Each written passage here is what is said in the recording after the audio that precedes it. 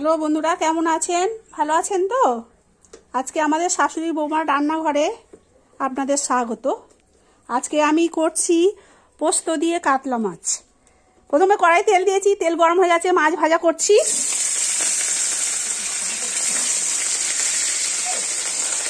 মাছ ভেজে তুলে নেব, তারপরে আমি রান্নাটা আপনাদের দেখাবো, দেখতে থাকুন। হয়ে গেছে, আমি উঠিয়ে নেব।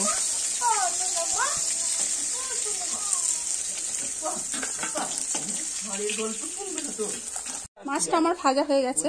এবার এই তেলে একটু চিনি দেব, এলাচ দেব, লং দেব, তেজপাতা দেব, পেঁয়াজ দেব।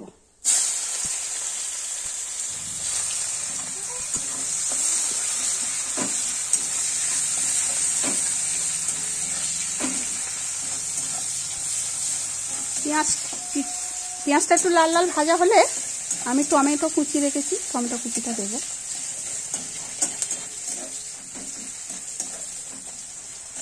এবার সামান্য একটু রসুন বাটা দেব, একটু আদা বাটা,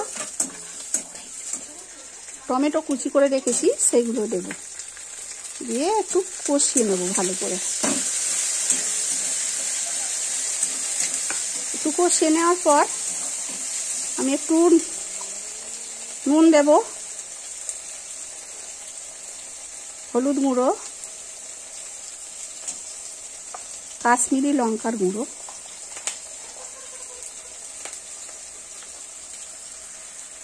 গোটা কাঁচা লঙ্কা চেরা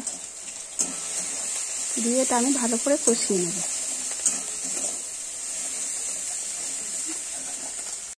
এটা কষানো হয়ে গেছে।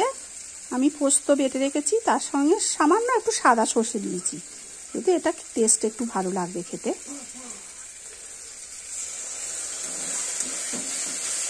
দিয়ে এটা আমি ভালো করে একটু নাড়িয়ে নেব। নাড়িয়ে নাড়িয়ে একটু তেল ছেড়ে দেবে, তখন আমি জল দেব।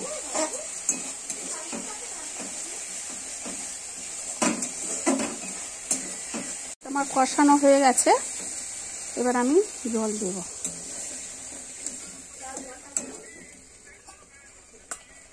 বেশি ঝোল হবে না, অল্প আন্দাজ মতো দেব, মাছটা একটু দিয়ে ফুটবে।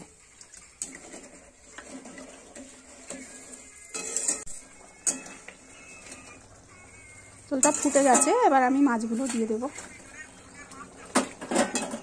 মাছগুলো দিয়ে একটু ফুটবে, একটু সেদ্ধ হবে, তারপর আমি ধনেপাতা দিয়ে ছড়িয়ে দিয়ে নামিয়ে দেব। আপনারা করে খেয়ে দেখবেন বাড়িতে। আপনারা তো পোস্ত অনেক রকমই খান, এটা একবার করে খেয়ে দেখবেন, সর্ষে পোস্ত মিশিয়ে।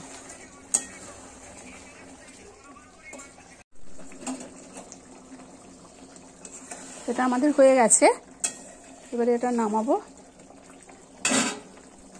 একটু ধনিয়া পাতা ছড়িয়ে দেবো।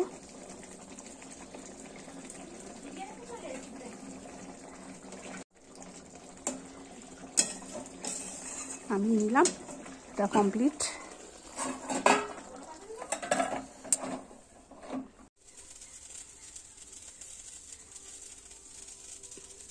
আমাদের হচ্ছে সর্ষে পোস্ত কাতলা মাছ দিয়ে রেডি। এবার আপনাদের আর একটা জিনিস দেখাবো। সর্ষে তেল দিচ্ছি,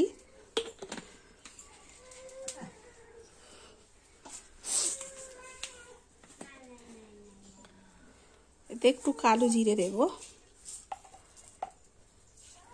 দিয়ে কালো জিরেটা একটু ইয়ে হয়ে গেলে, লাল মতো হয়ে গেলে এটা আমি উপর থেকে দিয়ে দেব। তাহলে এটা গন্ধটাও সুন্দর আর খেতেও ভালো লাগবে। এটা হয়ে গেছে, দেখুন এইভাবে দিয়ে দেব।